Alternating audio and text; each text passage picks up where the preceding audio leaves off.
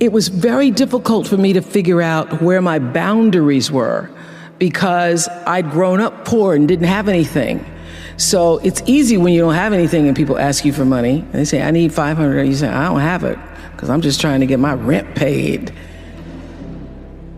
It's harder when your multi-million-dollar salary is now in the paper and you get a lot of friends and cousins you didn't have before. So how do you set boundaries for yourself? I was having trouble setting boundaries for myself for even strangers. People would just show up at my door in Chicago and say, Oprah, I left my husband, please help me. And I would, because she knows I have it. So what I learned is that, the reason why people keep showing up is because my intention is to make them think that I'm such a nice person that you can ask me for anything, you can get me to do anything. I'm going to say yes, I'm going to say yes. So when Stevie called me this time, I thought I'd try out my first no on Stevie. Let's start big. He wanted me to donate some money to a charity, and I didn't want to donate to the charity because I have my own charities and I care about a lot of people, but the problem is when you have money, everybody thinks you just want to give to everything. So every letter I ever get starts with, we know you love the children. Yes, I do love the children, but somebody else is going to have to help the children. So I said to Stevie, no. And as a person who has that disease to please, I was waiting for him then to say, I will never speak to you again. I will never call you. I will never sing a song for you. And he didn't. He just said, okay. Okay? Okay, it's okay? He said, okay, check you later. And what I learned from that is, many times you will have angst and worry about things and put yourself in a state when the other person really isn't even thinking about you. So learning that I could specifically determine for myself what the boundaries were for me, what I wanted to do, give my money, give my time, give of my service to who I wanted to give it to when I did, that I get to make that decision. And just because you get 100 requests a week doesn't mean you have to try to fulfill all of that. Just because you have all of these demands on your time and on you doesn't mean that you have to say yes. You get to decide because you're the master of your fate. The captain of your soul, as William Ernest Henley said in Invictus. And understanding that really changed the meaning of my life in that I was no longer driven by what other people wanted me to do, but took charge of my own destiny, making choices based upon what do I feel is the next right move for me. Quincy Jones discovered me. And it's so interesting to me because when I was working as a television newswoman in Baltimore, and really all I wanted to do was be an actress, but I was doing television, and I felt at the time, well, I can't quit this job because this is what everybody else wants to do. And if I quit this job, what am I going to do? And I was going to a speech coach at the time that the station had sent me to. The broadcasting school, they sent everybody to the same woman. And I was telling her, I really don't want to do this. What I really want to do is act. And she says, my dear, you don't want to act. Because if you wanted to act, you'd be doing it. What you want to be, my dear, is a star. Because if you wanted to act, you'd be waiting tables in New York. And I thought, now why am I going to wait tables if I'm already working in TV? So I said, well, what I think is going to happen is I will be discovered. Because I want it so badly, somebody's going to have to discover me. And she said, you just dream. You dream, you're a dreamer. So when it happened, I called her up. I said, you will not believe this. I got discovered. And it really was a discovery. It's like one of those Lana Turner stories, only it wasn't a drugstore. He was in his hotel room, saw me on TV. It was unbelievable. So the interesting thing about that is that I truly believe that thoughts are the greatest vehicle to change power and success in the world. Everything begins with thoughts. I mean, the chairs that we're sitting in, the room that we're in, all started because somebody thought it. So I thought up The Color Purple for myself. I know this is going to sound strange to you. I read the book. I got so many copies of that book. I passed the book around to everybody I knew. If I was on the bus, I'd pass it out to people. And when I heard that there was going to be a movie, I started talking it up for myself. I didn't know Quincy Jones or Steven Spielberg or how on earth I would get in this movie. I'd never acted in my life, but I felt it so intensely that I had to be a part of that movie. I really do believe I created it for myself. I wanted it more than anything in the world and would have done anything to do it. Anything to do it. Turn your wounds into wisdom. You will be wounded many times in your life. You'll make mistakes. Some people will call them failures. But I have learned that failure is really God's way of saying, excuse me, you're moving in the wrong direction. It's just an experience. Just an experience. I remember being taken off the air in Baltimore, being told that I was no longer being fit for television and that I could not anchor the news because I used to go out on the stories. And my own truth was, even though I'm not a weeper, I would cry for the people in the stories, and which really wasn't very effective as a news reporter, to be covering a fire and crying because the people lost their house. And it wasn't until I was demoted as a on-air anchorwoman and thrown into the talk show arena to get rid of me that I allowed my own truth to come through. And the first day I was on the air doing my first talk show back in 1978, it felt like breathing, which is what your true passion should feel like. It should be so natural to you. And so I took what had been a mistake, what had been perceived as a failure with my career as an anchorwoman in the news business, and turned it into a talk show career that's done okay for me. What drives you to keep working so hard? You and I are in the 60s category. And so when you're in your 60s, you've lived more than you're going to live, realistically. So when you realize you've lived more than you're going to live, you can say, why not relax a little bit? Why not just ease up? Why have you decided to even work harder than you did before? Because I think, David, that everybody, the thing that worked for me all these years, whether it was the magazine, or which I still have, or whether it was the show, I understood that there's a common denominator in the human experience. And I want the same thing you want, which is the same thing you want and you want. What we all want is to be able to live out the truest, highest expression of ourselves as a human being. That doesn't end until you take your last breath. What is the truest, highest vision that you hold for yourself? No matter where you are in your life, there's always the next level. There's always the next level to the last breath. So I feel that I always knew that I would be done with the show when I felt like, I've said as much as I could say here on this platform. And then how will I be used?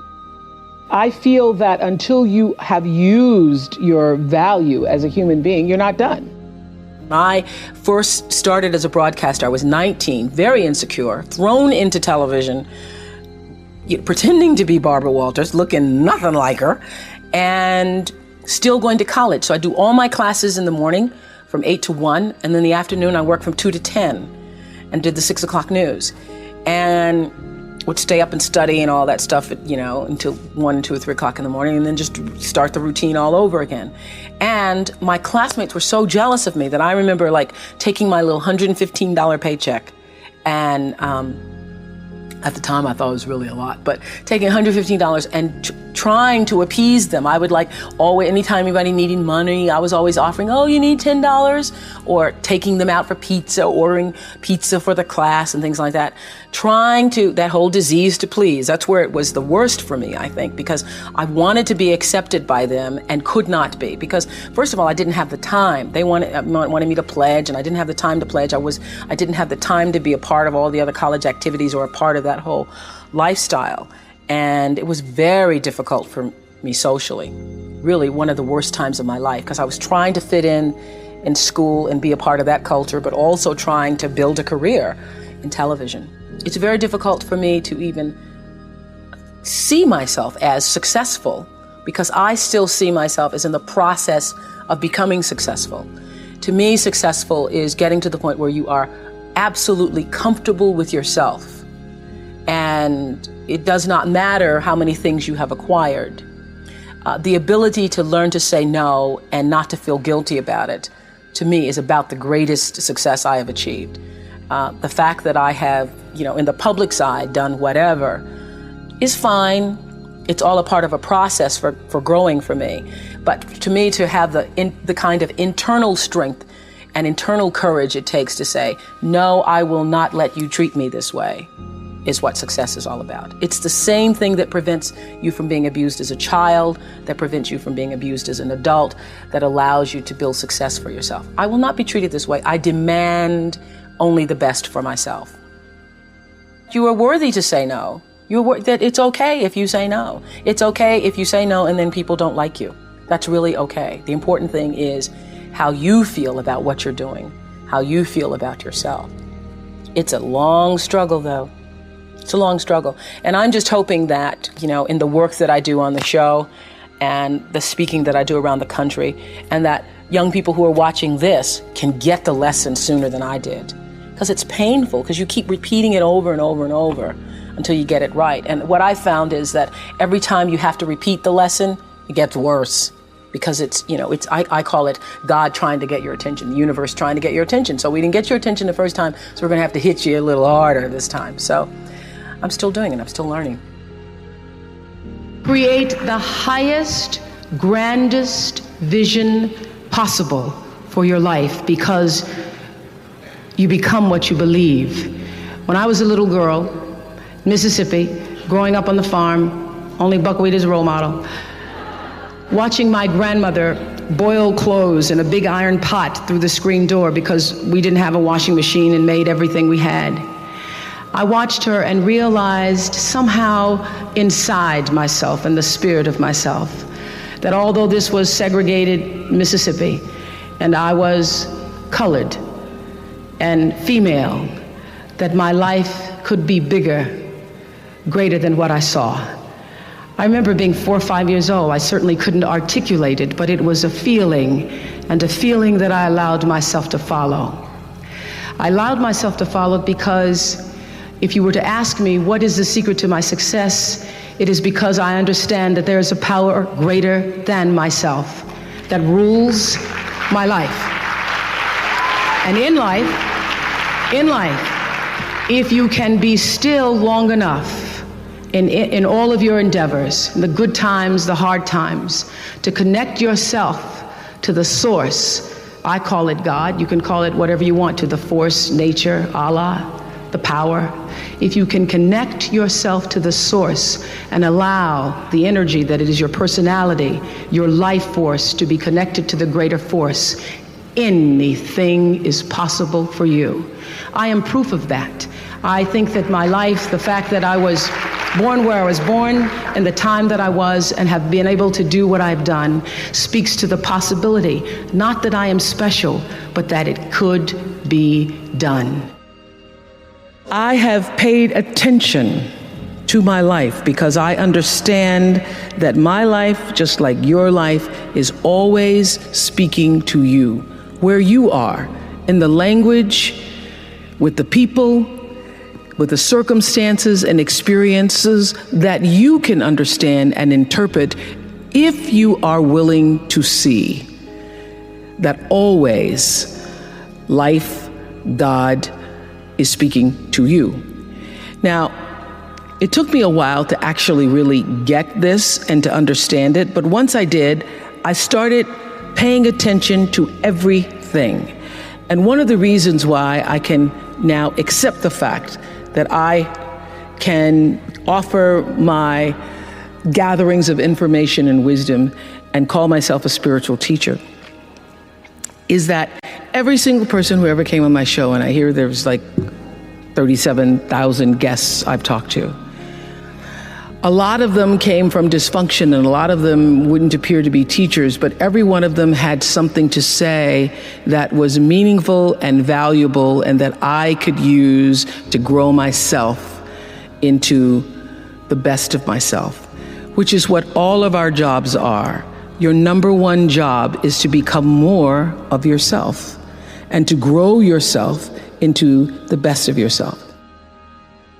I remember when I started the school and I said to my beloved friend, Maya Angelou, I said, Maya, I'm just so proud that I was able to create this school. And I said, this is going to be my greatest legacy. And Maya said to me, you have no idea, because your legacy is every life you've touched.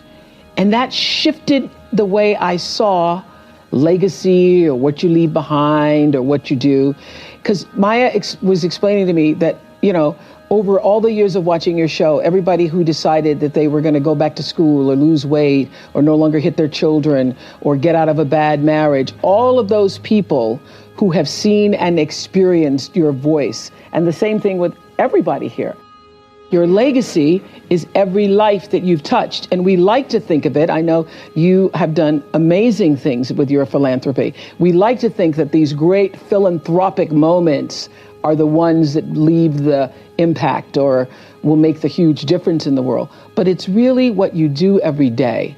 It's how you use your life to be a light to somebody else's, and it's how you use your work as an expression of your own art, whatever that is.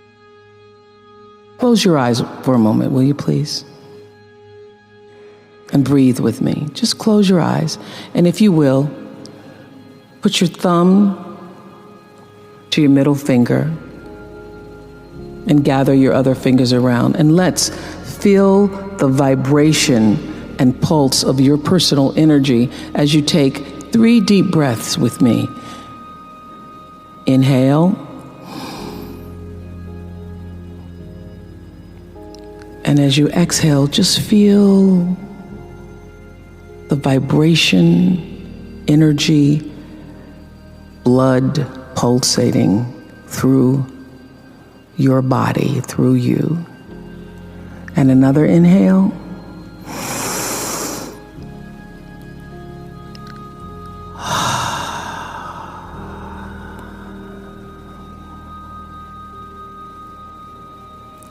And another inhale.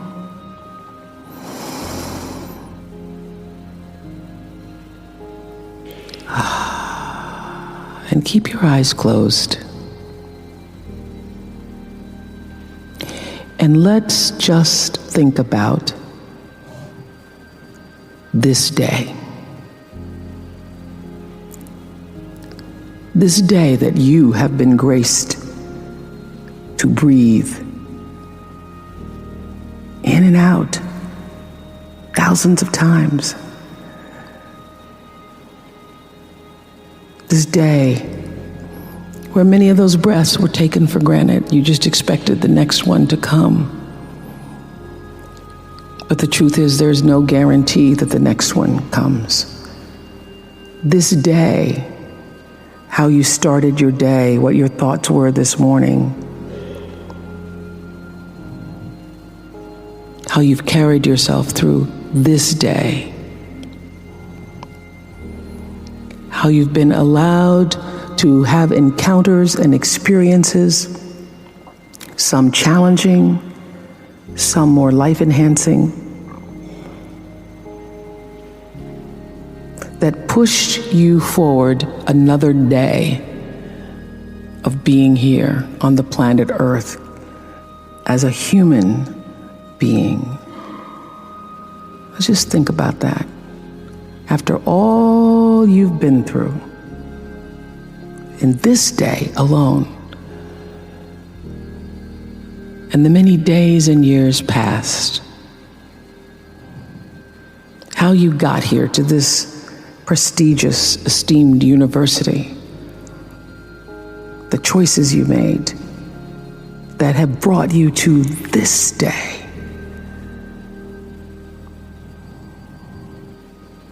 Open your heart and quietly to yourself say the only prayer that's ever needed. Thank you. Thank you.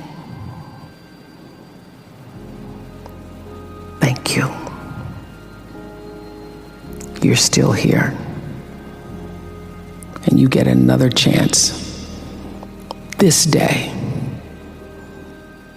to do better and be better. Another chance to become more of who you were created and what you were created to fulfill. Thank you. As I've grown older, I've learned to appreciate living in the moment, and I ask that you do too. I'm asking this graduating class, those of you here, I've asked all of my viewers in America and across the world to do this one thing. Keep a grateful journal. Every night, list 5 things that happened this day, in days to come, that you are grateful for. What it will begin to do is to change your perspective of your day and your life. I believe that if you can learn to focus on what you have, you will always see that the universe is abundant and you will have more. If you concentrate and focus in your life on what you don't have, you will never have enough. Be grateful. Keep a journal. You all are all over my journal tonight.